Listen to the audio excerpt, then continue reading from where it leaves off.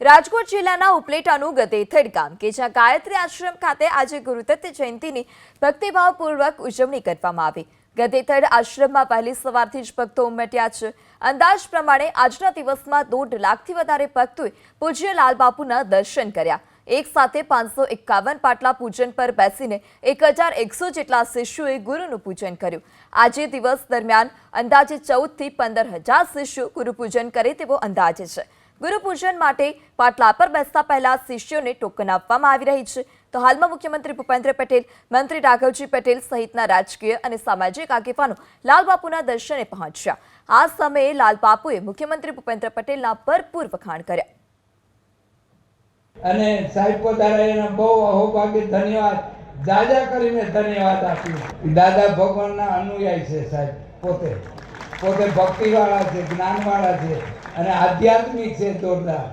રાજકારણની કોઈ વાત જ નહીં, વાત આધ્યાત્મિક જ। એવા પવિત્ર માણસ છે। આપને ગુજરાતને જો ગણીને તો આવા મુખ્યમંત્રી મળે ને એવા પવિત્ર